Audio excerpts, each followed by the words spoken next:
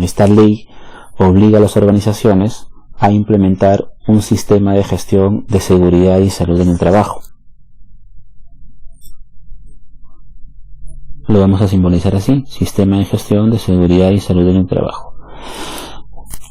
Sin embargo, este boom se da a pesar de que nosotros ya teníamos, por ejemplo, en el año 2005, 6 años hacia atrás, teníamos un reglamento de seguridad y salud. Ese reglamento era el Decreto Supremo 009/2005-TR. Este reglamento buscaba, como su mismo nombre lo dice, reglamentar a una ley que debía ser la Ley de Seguridad y Salud en el Trabajo, pero lamentablemente esta ley nunca llegó. Y tuvimos que esperar 6 años para tener la Ley de Seguridad y Salud en el Trabajo, que dentro del marco normativo era la primera vez que se le daba este rango, el rango de ley, a una norma asociada a la gestión de seguridad y salud en el trabajo. Esta ley se reglamenta en el año 2012 con el Decreto Supremo 005/2012-TR. Tanto la Ley de Seguridad y Salud en el Trabajo como su reglamento han tenido modificatorias en el tiempo, modificatorias que iremos comentando conforme vayamos avanzando las sesiones. Por ejemplo, la Ley de Seguridad y Salud en el Trabajo, la Ley 29783, se modificó con la Ley 30222 y su reglamento tuvo modificación automática con el Decreto Supremo 006/2014-TR. Sobre eso también ha habido algunas modificaciones más que, como les repito, iremos comentando en el transcurso de las 24 sesiones que tengamos. Esta ley obliga a que las empresas implementen un sistema de gestión de seguridad y salud en el trabajo. Sin embargo, nosotros también hemos tenido o tenemos otras normas asociadas a la seguridad y salud que también datan inclusive de años anteriores. Por ejemplo, en el año 98 se da el Decreto Supremo 003/98-SA, que es más conocido como la norma técnica del seguro complementario de trabajo de riesgo. Tenemos normas también asociadas netamente al cuidado de la salud del trabajador. En el año 2005, por ejemplo, se aprobó el Decreto Supremo 015/2005-SA,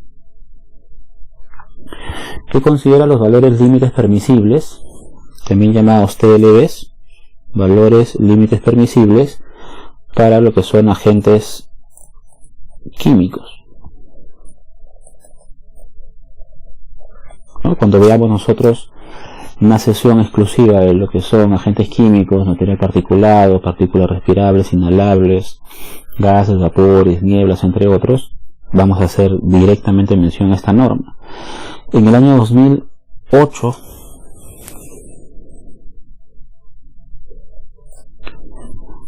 tenemos también nosotros otra norma que hace ya no la prevención del trabajador en términos de agentes químicos, sino trabaja un poco más lo que son los agentes físicos. Este es la resolución ministerial 375/2008-TR. Esta resolución ministerial 375/2008-TR tiene por nombre la famosa norma básica de ergonomía y de procedimiento de evaluación de riesgo ergonómico. En esta norma, por ejemplo, vamos a encontrar agentes físicos como el ruido, vamos a encontrar otro agente físico como es iluminación, vamos a encontrar parámetros para vibración, vamos a encontrar parámetros para estrés térmico,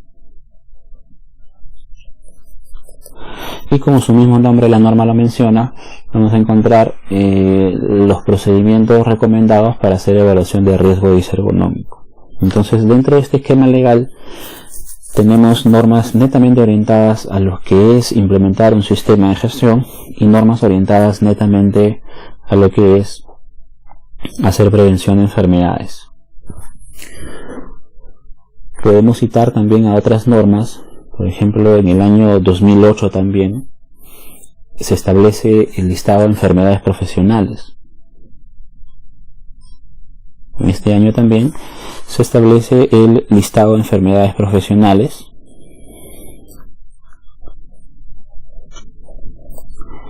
Este listado de enfermedades profesionales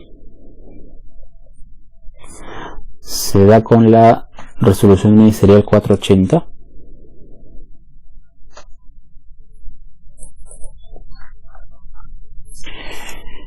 Y así hemos tenido también nosotros otras normas, ¿no? Sin embargo, el boom de la seguridad y salud, por llamarlo así, lo tenemos desde el año 2011, ¿no? Dado que el tema de seguridad y salud tiene por primera vez, como lo mencionaba, el rango de ley. Entonces, a partir de este año es que, boom, absolutamente todas las empresas se ven obligadas a implementar un sistema de gestión de seguridad y salud, y en el contexto de la implementación del sistema de gestión de seguridad y salud se introducen también todas las normas asociadas a esta, ¿no? La SSTR, agentes químicos, agentes físicos, listado de enfermedades profesionales y todas las normas que vamos a ir revisando en el transcurso de las sesiones. Esta ley de seguridad y salud en el trabajo, la ley 29783, señala que las organizaciones deben adoptar un enfoque de sistema de gestión de seguridad y salud. Entonces, tenemos que definir de forma clara qué es un sistema de gestión de seguridad y salud, porque se habla mucho de eso, ¿no? Implementemos un sistema, consultorías para un sistema de gestión, auditorías de un sistema de gestión, etcétera, etcétera. Y lamentablemente muchos inclusive trabajamos en seguridad y salud, pero no tenemos claro realmente cuál es el concepto de un sistema de gestión. Entonces vamos a definir nosotros un sistema de gestión de seguridad y salud en el trabajo de la siguiente forma. Veamos. Para poder hacer una definición clara, sencilla y lo más entendible posible, iríamos por partes. Vamos a definir nosotros qué es un sistema de gestión de seguridad y salud en el trabajo. Tendremos que definir qué es un sistema en primera instancia. Y un sistema nosotros lo vamos a definir como el conjunto de elementos de una empresa. La pregunta sería, ¿de qué elementos dispone una empresa? ¿Cuáles son los elementos de los cuales dispone una organización? Por ejemplo, una empresa puede disponer de personas, puede disponer de maquinarias, puede disponer de procesos, puede disponer de recursos económicos, puede disponer de infraestructura, etc. La cantidad de elementos de una organización va a depender del tamaño de la organización. Hay organizaciones que son más pequeñas, hay organizaciones que son más grandes. Eso depende de la organización, ¿no? Entonces, repasando, tendríamos que un sistema es el conjunto de elementos. Por ejemplo, personas, procesos, recursos económicos, infraestructura como tal, de repente maquinarias,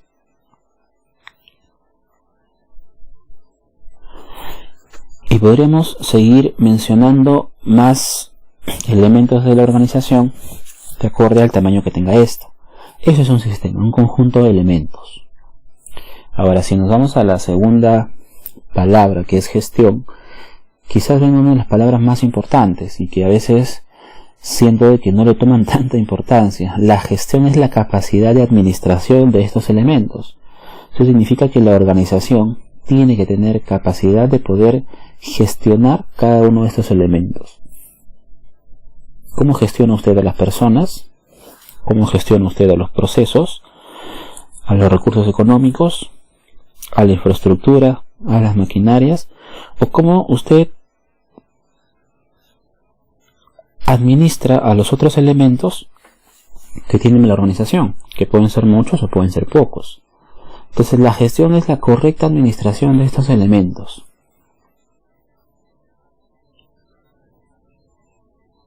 Si unimos los términos y hablamos entonces de sistema de gestión, podríamos indicar que un sistema de gestión es la correcta administración de los elementos de una empresa. Pero ¿para qué los voy a administrar? ¿Qué es lo que busco con esta administración? Lo que nosotros vamos a buscar con esta correcta administración de estos elementos es algo en específico. Y depende a qué esté orientado su sistema de gestión. Si es que el sistema de gestión está enfocado en la seguridad y salud del trabajador, nosotros administramos a este conjunto de elementos para poder lograr un objetivo que obviamente va a estar relacionado con esta implementación. En ese sentido, la gestión está orientada en la seguridad y salud de los trabajadores. Seguridad, ¿con qué objetivo? Con el objetivo de prevenir accidentes. Salud, con el objetivo de prevenir enfermedades.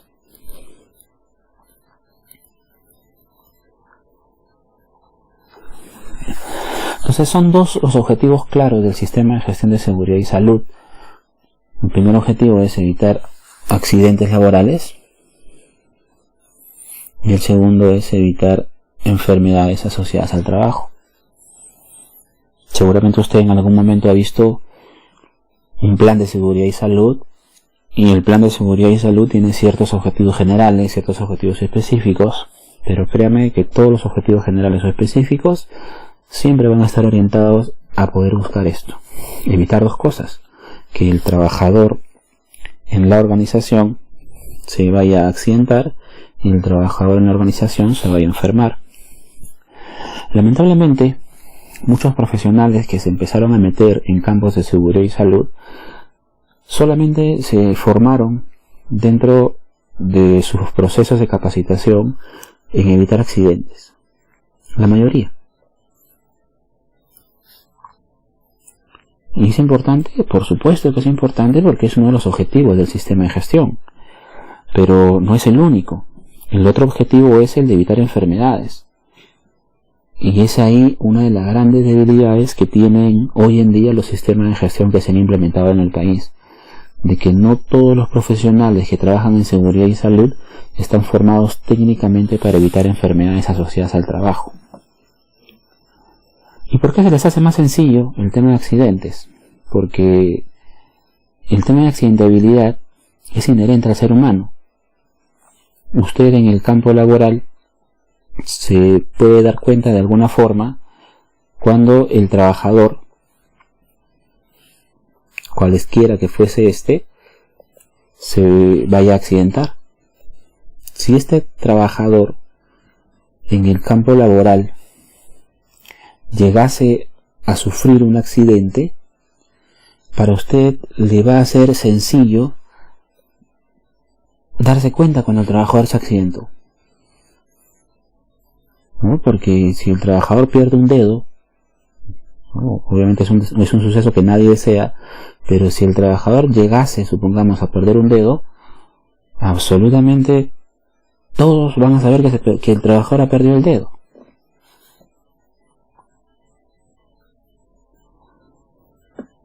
Pero si este trabajador se está enfermando,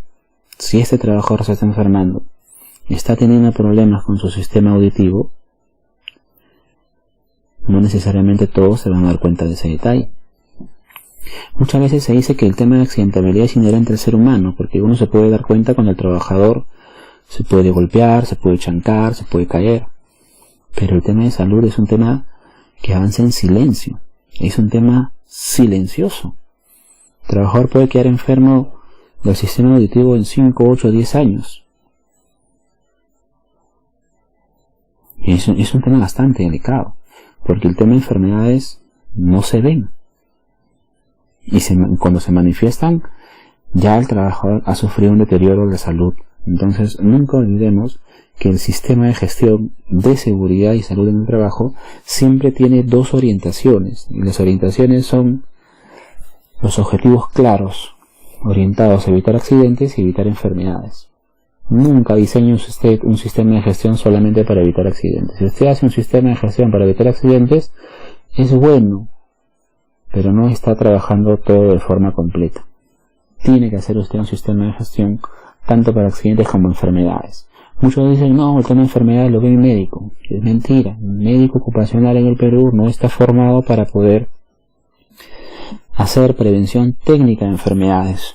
Y hoy día que vamos a trabajar el tema de ruido ocupacional, usted se va a dar cuenta. Para un ingeniero a veces se le suele complicado analizar ciertos datos de ruido, a pesar que es física pura. Imagínense lo complicado que le puede ser a un médico ocupacional. Entonces, nunca perdamos de vista que el sistema de gestión tiene esas dos orientaciones: evitar accidentes y evitar enfermedades asociadas al trabajo.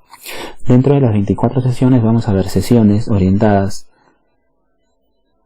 a hacer gestión de seguridad, pero también a hacer gestión de salud, para que usted tenga una introducción de realmente qué es hacer prevención de enfermedades. Bien, vamos a ir dosificando nosotros los temas, tanto para poder trabajar la gestión de la seguridad como para poder trabajar la gestión de la salud. El día de hoy vamos a enfocarnos netamente en lo último. Vamos a ver cuál es el enfoque para poder gestionar la salud desde el punto de vista de prevención. Vamos a ver cuál es la disciplina que se encarga exactamente de hacer este estudio de prevención relacionado a la salud, y luego vamos a introducirnos netamente en uno de estos factores que se genera entre el trabajador y el proceso que le puede hacer daño. Ese factor que vamos a analizar es el factor del ruido.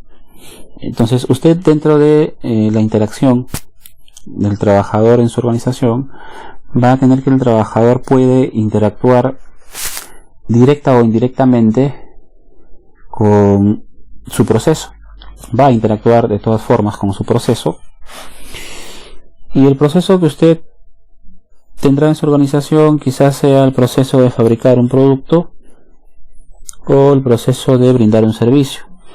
Cualesquiera que fuesen, estos procesos generan en la persona un entorno ambiental directo que tenemos que analizar para efectos de saber si ese proceso le genera o no le genera daño al trabajador. Supongamos que el trabajador labora con un producto químico llamado azufre. El trabajador cada cierto tiempo tiene que echar azufre en este perol. El perol es una olla, en realidad es como una olla industrial, pero tiene un agitador, de tal manera que busca siempre mantener la viscosidad del producto. El azufre que el trabajador va a introducir se encuentra en costales, se encuentra arrumado en costales. Cada uno de estos costales más o menos tiene un peso de 42 kilos, y esa es una de las funciones que tiene el trabajador: introducir estos costales de azufre que más o menos pesan 42 kilos y poder introducirlos en este perol. Cuando el trabajador hace esta labor de abrir el costal para poder vaciar el producto en el perol, el azufre, al ser un material particulado, va a quedar suspendido. Entonces el azufre va a quedar suspendido. Esas partículas son las que el trabajador puede inhalar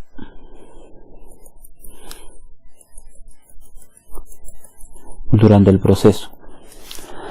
La pregunta será: ¿esas partículas que el trabajador inhala en el proceso le generan daño o no le generan daño? Y si le generaran daño, ¿en qué medidas realmente esas partículas le generan daño? Exactamente de eso se encarga la higiene ocupacional. La higiene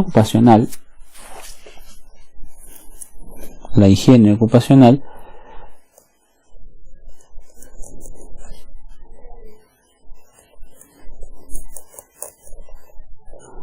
es una disciplina técnica que se encarga netamente de poder hacer prevención con respecto a temas de salud. Lo que estudiamos en higiene es exactamente este entorno ambiental directo que se genera en el trabajador, para efectos de que estos factores que genera el proceso no generen en el trabajador un deterioro de su salud. En este caso muy particular estamos observando que existe material particulado dentro de este entorno ambiental, ¿no? O sea, existe material particulado que le podría generar daño al trabajador. Ahora, si este perol en su proceso de agitación genera bulla, genera ruido, también tendríamos otro factor ambiental directo, ¿no? Del ruido.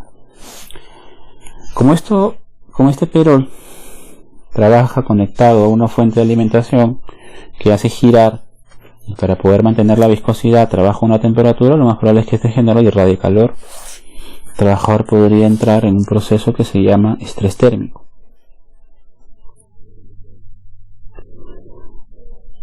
Como producto de la exposición a la fuente de calor.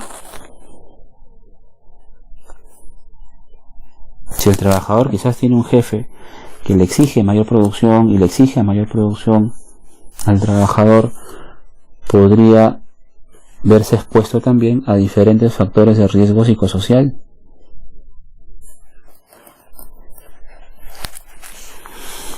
En el levantamiento de esta carga, cada costal pesa 42 kilos. Hay otro factor de riesgo. Ese factor de riesgo se llama factor de riesgo disergonómico.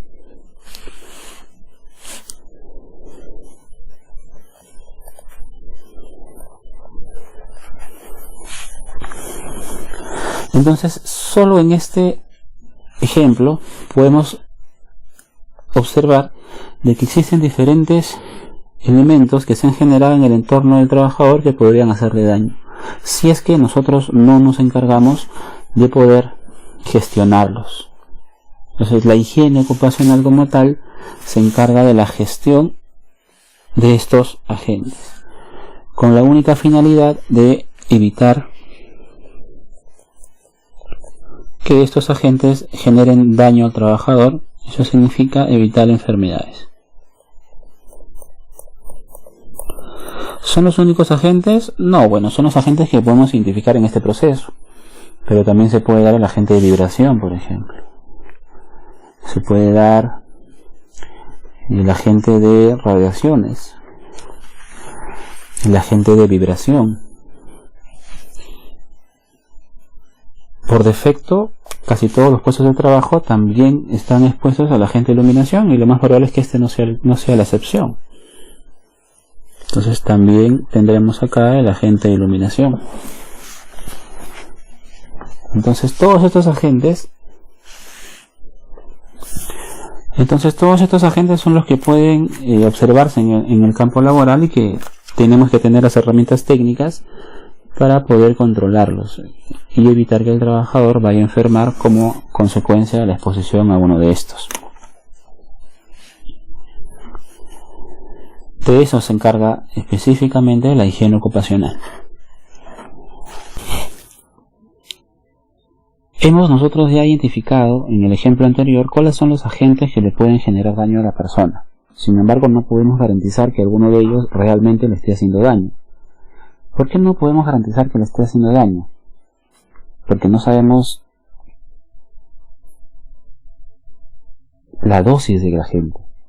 No sabemos qué tan contaminante es el agente, ya sea si es material particulado o si es ruido. Solo sabemos que existe, mas no sabemos si el ruido es alto o bajo. No sabemos. Entonces, para poder trabajar la gestión de la salud de una forma ordenada, se recomiendan 3 fases básicas. La primera fase, por ejemplo, es la fase de la identificación. El proceso de identificación, como su mismo nombre lo dice, es un proceso netamente de observación, es un proceso de percepción, o quizás, si es que es un agente más complicado, podría ser un proceso de análisis. ¿Cómo usted sabe que el trabajador está expuesto al ruido? No necesita usted medirlo, simplemente es la percepción de poder tener la sensación de que hay un ruido incómodo o un ruido molesto. ¿Cómo usted percibe que el trabajador está expuesto a iluminación? Es simplemente un proceso de observación. Ahora, si bien es cierto, hemos identificado, todavía no sabemos si es que esos agentes hacen daño o no. En esta etapa no nos va a interesar, en esta etapa solamente necesitamos identificar cuáles están presentes. Si hace daño o no, eso lo veremos en la siguiente etapa. Entonces el proceso de identificación es un proceso que puede ser guiado por la observación, puede ser guiado por la percepción, o si es que la gente es más complicado, de repente un proceso de análisis podría ayudarnos en ese proceso de identificación. Después de identificar a la gente, ahora sí nos va a interesar saber si es que ese agente hace daño o no. ¿Cuál es la cantidad de ese agente? ¿Qué tanto material particulado había? ¿Qué tanto ruido existe? Y si existe una cantidad determinada de material particulado, ¿hace daño o no hace daño? Y si existe un ruido considerable que lo haya podido medir, la pregunta es, ¿hace daño o no hace daño? Entonces el otro proceso ya es el proceso de estudio de la gente. El proceso de estudio de la gente es el famoso proceso de evaluación. Este proceso es un poco más complejo, porque en este proceso sí analizo. Entonces, si yo quiero analizar la dosis de la gente, en este caso enfoquémonos ya como introducción al tema, el agente ruido. Nosotros sabemos que el perol en su agitación presenta ruido. La pregunta sería, ¿ese ruido que presenta hace daño a la persona o no hace daño a la persona? Quizás nadie pueda responder. ¿Por qué? Porque no sabemos cuánto ruido hay. Solo sabemos que existe la gente, mas no sabemos cuánto es la cantidad de ruido que existe. No sabemos. Entonces, para ver si es que la gente le hace daño, la primera instancia es justamente eso, poder medirlo. Entonces, dentro de la evaluación vamos a manejar ciertas etapas también. La primera etapa es tener un equipo para medirlo. Y para medir ruido, Isaac, usted va a tener dos formas de medir el ruido, a través de dos instrumentos como son el sonómetro y el dosímetro.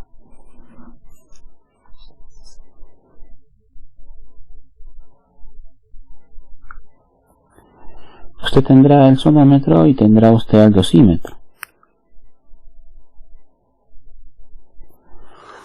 La pregunta es ¿cuál de estos dos utiliza? Si usted decide utilizar sonómetro, ¿cuántas mediciones va a hacer? ¿Cada qué tiempo va a hacer las mediciones? ¿Cómo va a caracterizar internamente el ruido para hacer las mediciones? Entonces, en el proceso de evaluación no solo se trata de medir, sino también de tener una estrategia de medición. Esa estrategia de medición es la metodología. ¿Qué metodología va a seguir usted para poder analizar ese agente? Por ejemplo, para el ruido, la metodología es la ISO 9612. La ISO 9612 nos va a dar las diferentes estrategias que existen para poder hacer un análisis correcto de ruido, ya sea si utilizamos sonómetro o ya sea si utilizamos dosímetro. Entonces, cuando usted hace esta primera etapa de realizar la medición con esta metodología, el resultado de esta primera etapa a usted le va a representar un valor, porque el equipo a usted le va a dar un valor. Un valor en decibeles, que no sabemos cuánto es. Supongamos que el valor en decibeles sea 98 decibeles. El trabajador labora 8 horas y después de hacer el análisis llegamos a la conclusión que el trabajador está expuesto a 98 decibeles por 8 horas de trabajo. La pregunta es, ¿ese valor es alto, es bajo? No sabemos todavía. ¿Por qué no sabemos? Porque tenemos el valor en bruto. ¿Qué tendríamos que hacer con ese valor para saber si hace daño o no? Tendríamos que compararlo. ¿Y con qué lo voy a comparar? Lo voy a comparar con un estándar. El estándar me va a poder permitir saber si es que ese valor realmente le está haciendo o no le está haciendo daño al trabajador. Entonces pasamos a la otra subetapa del proceso de evaluación. Esa subetapa del proceso de evaluación es poder compararlo con una norma o con un estándar. Habíamos comentado nosotros dentro del marco legal para hacer la prevención de enfermedades que existe una norma referencia a salud. Esa norma es la resolución ministerial 375/2008-TR. Esa resolución ministerial 375/2008-TR nos establece que el trabajador puede estar expuesto a 85 decibeles para un tiempo de 8 horas. No se preocupe que ahora que hagamos el tema del ruido vamos a trabajar mucho más estas terminologías, pero simplemente por un proceso de observación podemos nosotros ver que aquello que se ha medido, que nos resultó 98 decibeles, es mucho mayor a 85 decibeles. A este valor que nosotros medimos, que es la exposición promedio del trabajador versus el agente, nosotros lo conocemos como la media ponderada en el tiempo, también llamado TBWA. Y este valor que nos representa lo máximo al cual puede estar expuesto el trabajador de acuerdo a la norma se le conoce como el famoso TLB o valor límite tolerable. Entonces, de acuerdo a lo que nosotros estamos viendo aquí, tenemos lo siguiente. Tenemos que el TBWA, que es la exposición del trabajador, está por encima de lo que establece el TLB. Pues acá tiene usted al TBWA y acá usted tiene al TLB. ¿Será correcto esto? Obviamente que no. ¿Por qué? Porque la exposición del trabajador nunca puede ser mayor al TLB. Entonces, ¿qué debemos hacer nosotros? Bajar el TLB a un valor inferior al TLB. Bajar, el TBWA a un valor menor al TLB. Entonces, esa proyección la tenemos que hacer mediante otra etapa. ¿Cómo hacemos que el TBWA esté por debajo del TLB? Pasemos a otra etapa de la evaluación que le vamos a llamar control. El control es la etapa en la cual nosotros podemos analizar los resultados. En base a estos resultados y a este panorama tan complicado que tenemos, en el cual el TBWA está por encima del TLB, podemos aplicar algún control. Ahora, los controles en higiene tienen que guiarse en base a algo que nosotros le llamamos jerarquía de controles. La jerarquía de controles es algo que está recomendado en la ley 29783. También lo tenemos recomendado en la ISO 45001 y lo teníamos recomendado en el estándar internacional anterior a la ISO 45001 OSA 18001. La jerarquía de controles establece que si usted tiene al trabajador, en este caso, acá vamos a poner por acá que el trabajador en esta etapa está expuesto al perol, y el perol en el proceso de agitación es el que produce el ruido. La jerarquía de controles está orientado a poder controlar ese agente que le puede hacer daño al trabajador, pero nunca el control tiene que estar con el trabajador. O sea, nunca usted debe enseñar su control de tal manera que le dé la responsabilidad al trabajador, porque si usted gestiona un sistema de gestión y le da la responsabilidad al trabajador, usted solo va a depender de él. Es el control menos efectivo, el de poder depender del trabajador. Habrán trabajadores que por diferentes causas, un tema de cultura, un tema de formas de trabajo, use o no use la protección auditiva. Entonces, imagínese que usted le está depositando al trabajador la responsabilidad de todo su sistema de prevención. Entonces, eso no puede ser posible. Entonces, la jerarquía de controles establece 3 etapas básicas para poder nosotros gestionar correctamente la prevención de enfermedades. No debemos controlar en primera instancia al trabajador, sino debemos controlar en primera instancia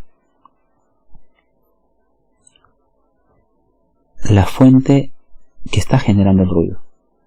¿Cuál es la fuente que me está generando el ruido? Me está generando el ruido el perol. Entonces este perol debe ser mi primera opción para poder controlar a la gente. Se llama control en la fuente. Si no puedo hacer control en la fuente, por X razones, podría hacer un control distinto, pero todavía no llenan al trabajador. Podría ser un control en el cual esté orientado a controlar el medio de transmisión. En este caso podría ser un control que esté orientado de repente a controlar ese medio de transmisión del sonido, que es el aire. Entonces la segunda fase de control es el control en el medio, le llamamos nosotros. Si no puedo hacer control en la fuente y no puedo hacer control en el medio, recién usted podría hacer control en la persona.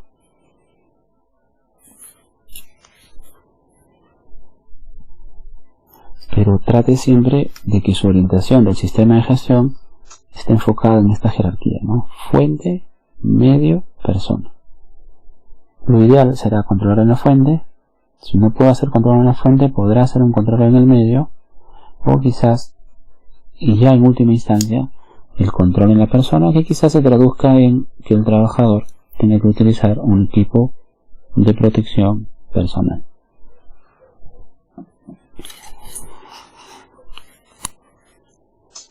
A esta jerarquía de controles quizás usted la tenga como en otros textos, como el famoso eliminar,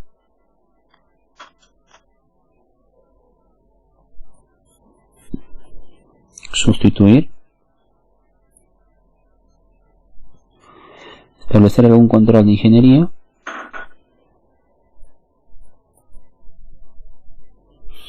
algún control administrativo, o en última instancia un control de EPP. Esta jerarquía de controles que he mencionado se usa mucho más para temas de seguridad. Para temas de higiene es más complicado poder enfocarlo en un eliminar, sustituir, ingeniería, administrativo, EPP. Es más sencillo hacer control o hacer la mención de control en fuente, medio, persona. El mismo análisis lo podemos usar para cualquier agente. Supongamos que queremos referirnos a este agente que también lo identificamos hace un momento, el azufre, ¿no? Cada vez que el trabajador echa el azufre en el perol, el material particulado queda en suspensión. Entonces ahí también analizamos el primer proceso, que es el proceso de identificación. ¿Y ahí qué hemos identificado? El material particulado. Ahí hemos identificado el material particulado. ¿Qué hemos utilizado para analizar el material particulado? En primera instancia la observación, pero quizás con la observación no sea suficiente. Ya para algunos agentes en particular, sobre todo con los agentes químicos, requerimos mayor análisis, porque tendremos que analizar también específicamente cuál es el tamaño de la partícula. ¿Es una partícula grande? ¿Es una partícula chiquita? Tendremos que analizar el diámetro de la partícula. De acuerdo al diámetro de la partícula vamos a poder identificar si es que esta es una partícula inhalable o es una partícula respirable. Si el diámetro es muy chiquito, quizás inferior a las 5 micras, podemos identificar acá que estamos mediante o expuestos a una partícula respirable. Y el proceso de evaluación también es muy parecido. Tendremos que medir, ya no vamos a utilizar un sonómetro, utilizaremos una bomba de partículas. La metodología ya no será la ISO 9612, utilizaríamos la metodología NIOSH. Pues acá la metodología NIOSH 0600, que es la metodología para partículas respirables. En base a estos resultados, ¿no?, de utilizar la bomba con esta metodología, nos va a dar también un análisis parecido a este, nos va a dar cuál es la media ponderada del trabajador, la exposición del trabajador, y lo tendremos que comparar con el TLB. Y en base al TLB podemos establecer ya cuáles serían nuestros controles. Siempre orientados a que los controles respeten la jerarquía. Control en el fuente, control en el medio y control en la persona.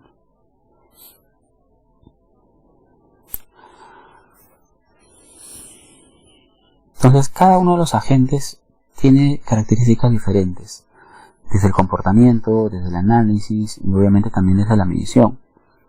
Y vamos a tratar de tocar algunos agentes en las 24 sesiones, de repente unos 4 o 5 agentes. Obviamente existen más agentes que obviamente por un programa tan corto no los podamos evaluar.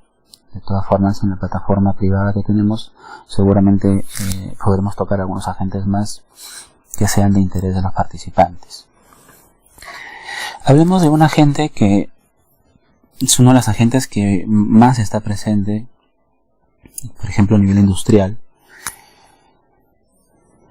que es el agente de ruido. Vamos a hablar, por ejemplo, de ruido, el famoso ruido ocupacional. Para hablar de ruido ocupacional, para hablar del agente ruido ocupacional,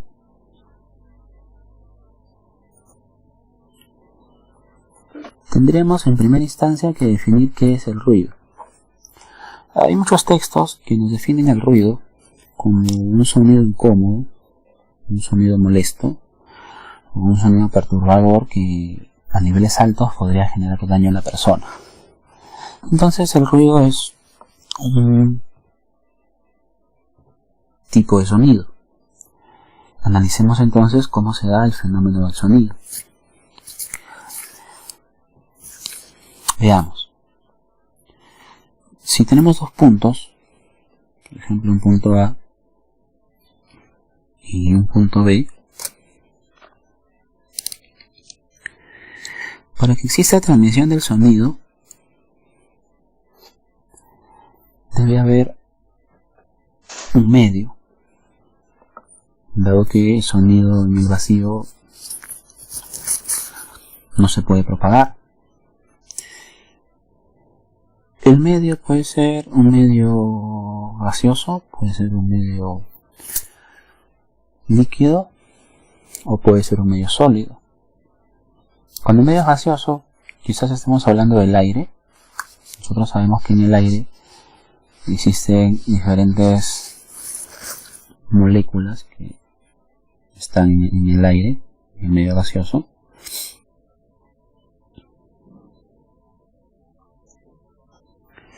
Si estuviéramos hablando de un medio líquido,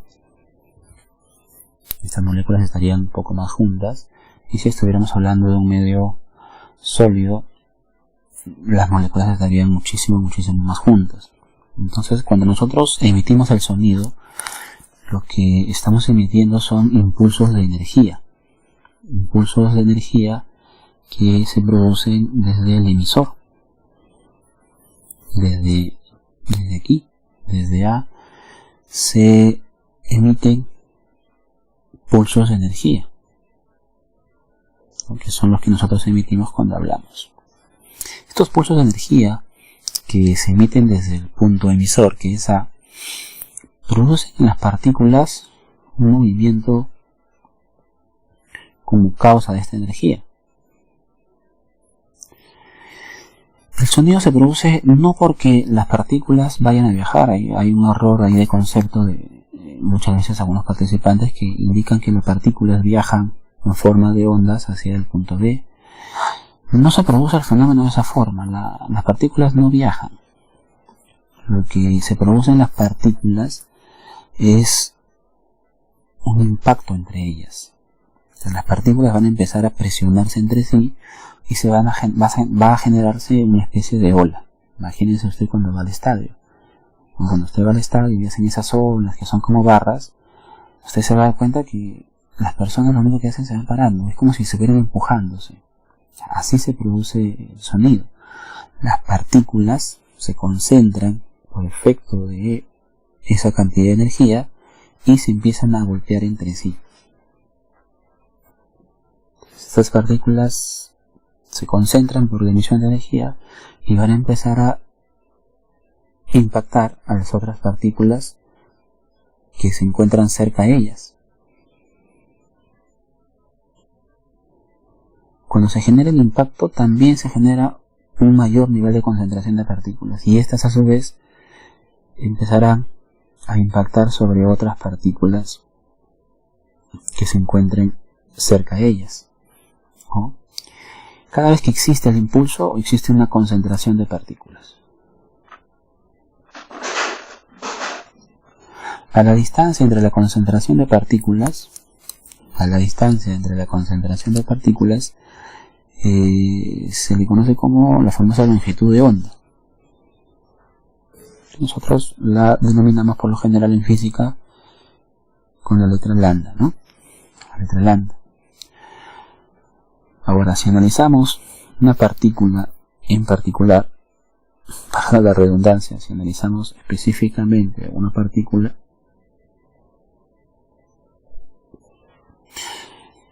representativa de este conjunto de partículas, se genera en la partícula un movimiento oscilatorio. Y este movimiento oscilatorio, debido a las leyes físicas, lo que genera en la partícula es este movimiento. ¿No? Por el impulso de energía, la partícula tiende a moverse a la derecha, impacta con las partículas subsiguientes y hace el efecto oscilatorio. A la cantidad de oscilaciones que hace la partícula por unidad de segundo se le conoce como frecuencia.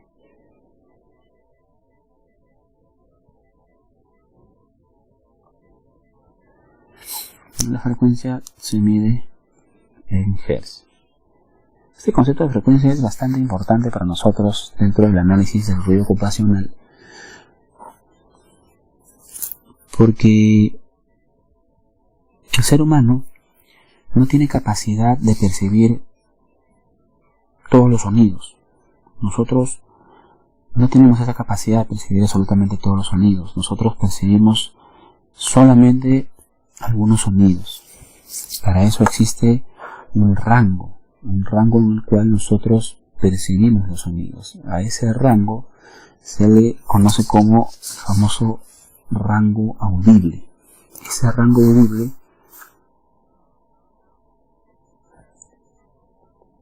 se encuentra entre dos límites, ¿no? El límite de los 20 Hz y el límite de los 20.000 Hz. Ese es el rango en el cual el ser humano tiene capacidad de poder percibir los sonidos. Entonces, si quisiéramos representar esto, tendríamos algo así. El rango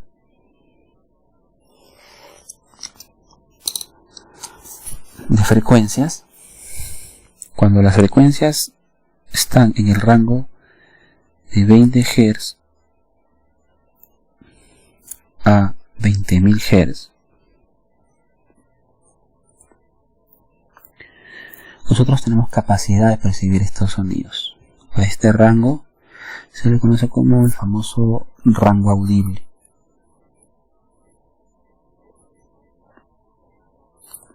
Por encima de este rango, no tenemos capacidad de poder percibir los sonidos. A este rango mayor de los 20.000 Hz se le conoce como el famoso ultrasonido.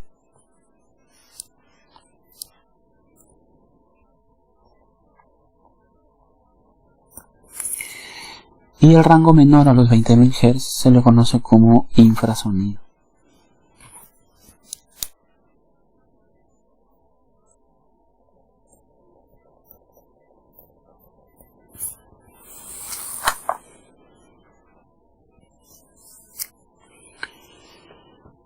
Hay algunos animales, por ejemplo, que escuchan por encima de los 20.000 Hz. Por ejemplo, los perros y los murciélagos. Ellos pueden establecer ciertos sonidos que nosotros no los vamos a poder percibir porque no se van a encontrar dentro del rango audible que nosotros podemos manejar.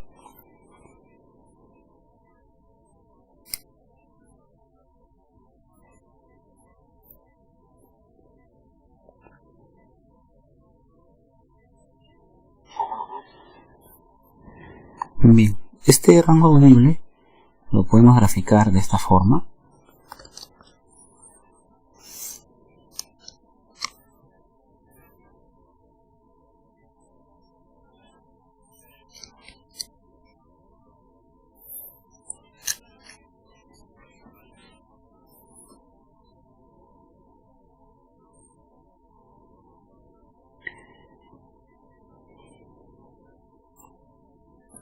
Bien, este rango audible lo podemos graficar de esta forma.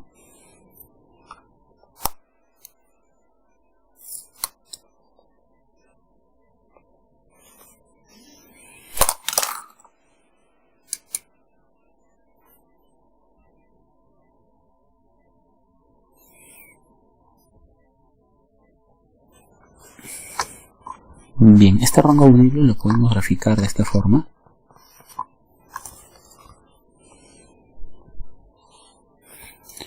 Usted va a tener los 20 Hz.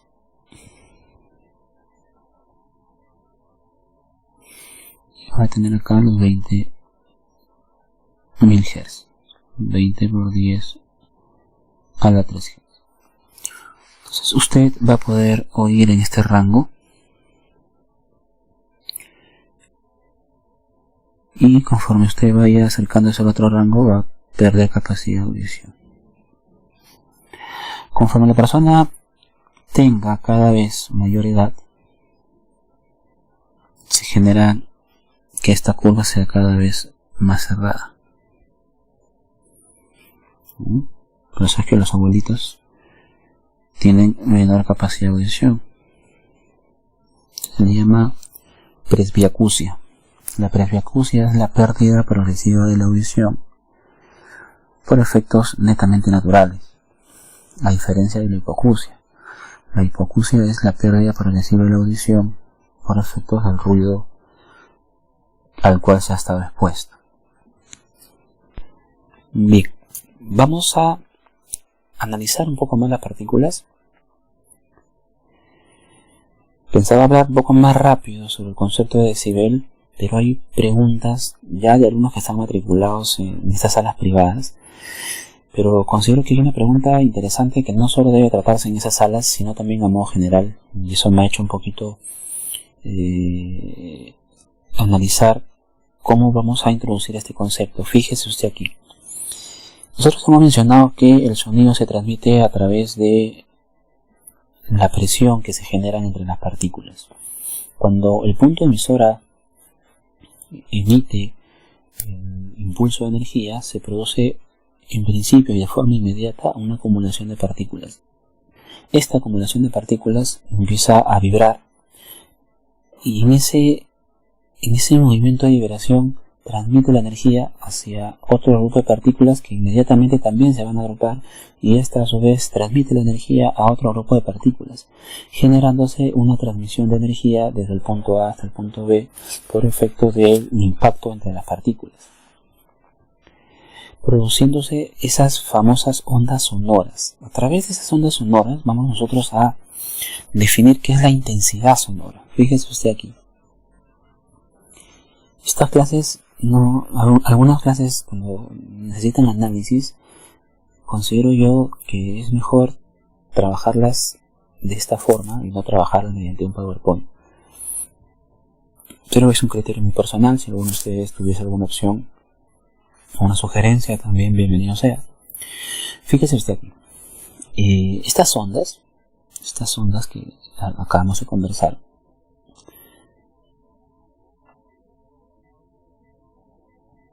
se producen más o menos de la siguiente forma. Entonces nosotros vamos a definir la intensidad sonora de la siguiente forma. La intensidad sonora se define como la cantidad de energía que atraviesa un área durante un determinado tiempo. ¿Cómo es eso? Veamos. Nosotros podemos hacer que esta energía atraviese una superficie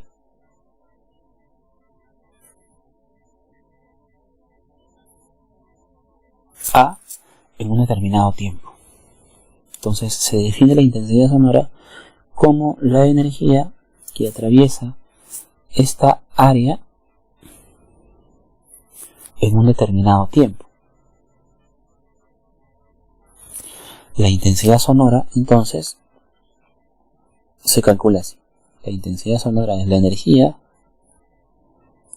que atraviesa el área en una unidad de tiempo. Si usted hace el cálculo, tendría así: energía entre el tiempo por unidad de área. Energía entre tiempo es conocido y es la famosa potencia. Entonces, la intensidad sonora es la potencia por unidad de área. Recordará usted que la potencia se mide en vatios y el área en metro cuadrado. Entonces ya tenemos ahí la definición de intensidad sonora. Ahora, la intensidad sonora que nosotros podemos percibir, porque nosotros no podemos percibir absolutamente todas las intensidades que existen. La intensidad sonora que nosotros podemos percibir está dada por la intensidad referencial, porque así se le conoce, y esta intensidad sonora sobre la cual nosotros sí podemos tener capacidad de percepción es 10 a la menos 12 vatios por metro cuadrado. Conforme esa intensidad vaya aumentando, nosotros vamos a percibir mejor el sonido. Si esa intensidad sigue aumentando, vamos a percibir mejor el sonido.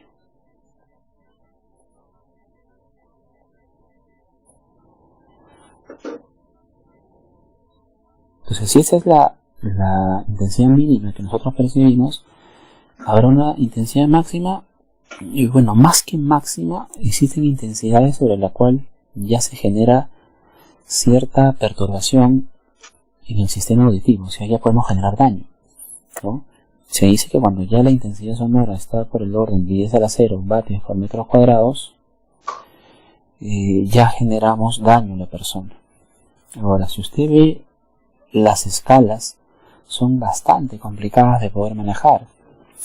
Si observamos este número que es 10 a la 0, que es la escala sobre la cual ya podríamos generar daño en el trabajador, y la comparamos con la unidad referencial, que es 10 a la menos 2,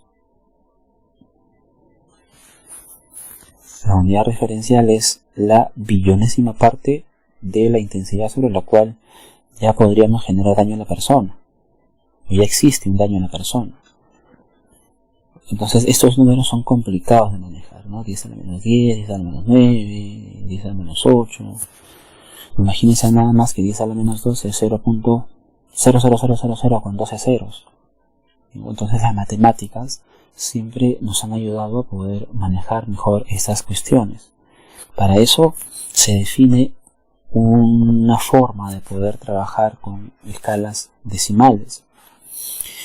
Recuerda usted, de repente usted, si recuerda su matemática básica, ¿no? Cuando usted tiene problemas para trabajar con exponentes, recurre a esto.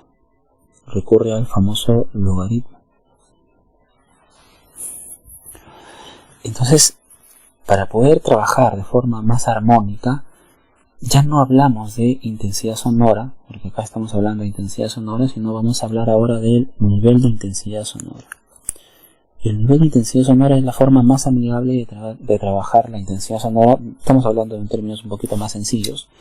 La intensidad sonora en el libro de física usted lo va a encontrar con la letra beta y se define de la siguiente forma. El nivel de intensidad sonora es igual a 10 veces el logaritmo de la intensidad sonora comparada con la intensidad sonora referencial. Recordemos que la intensidad sonora referencial es 10 a la menos 12 vatios por metro cuadrado. A ese nivel de intensidad sonora, en esta definición, se le conoce como el famoso decibel. Recién aquí nosotros ya hablamos de esta unidad de medida que usted seguramente ha escuchado, ¿no? el decibel. Entonces, la intensidad sonora no se mide en decibeles, la intensidad sonora se mide en vatios por metro cuadrado. Lo que se mide en decibeles es el nivel de intensidad sonora. Ingeniero, muy complicado, se está rayando mucho. Lo que sucede es que hay un alumno que me ha hecho una pregunta y me gustaría también comentarla porque creo que en eso consiste, ¿no? Por más que el alumno esté en sala privada, considero que estos conceptos sí los deberíamos tener todos.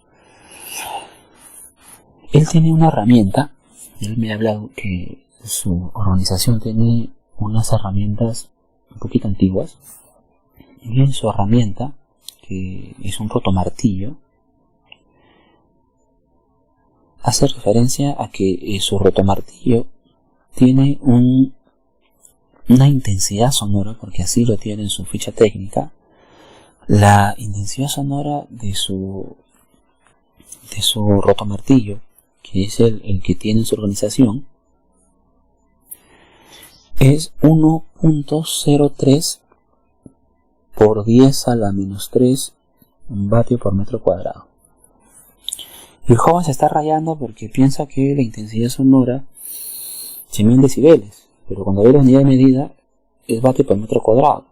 Y es porque la intensidad sonora no se mide en decibeles, es correcto, la intensidad sonora se mide en vatio por metro cuadrado. Entonces, lo que se le está recomendando a él es que tiene que calcular el nivel de intensidad sonora. Entonces, el nivel de intensidad sonora se calcula como 10 veces el logaritmo de la intensidad sonora que desea analizar sobre la intensidad sonora de referencia. Cuando usted reemplaza, va a tener así, 10 veces el logaritmo de. Su valor es un poquito más decimal, 1.03. Yo solamente voy a colocar 1 para efectos solo del ejercicio. Esto lo voy a aproximar a 10 al cubo. Perdón, 10 a la menos 3. Lo ideal es trabajar con todos sus decimales. Pero para efectos prácticos voy a colocar solamente el valor de 10 a la menos 3. Para que usted vea qué es lo que sucede. Entonces, si coloco acá 10 a la menos 3, entre 10 a la menos 12, que es la unidad referencial, y el nivel de intensidad sonora es 10 veces el logaritmo. Entonces 10 a la menos 3 entre 10 a la menos 12 es 10 a la 9. El 9 baja a multiplicar por una propiedad del logaritmo. Por lo tanto, su herramienta tiene un nivel de intensidad sonora de 90 decibeles.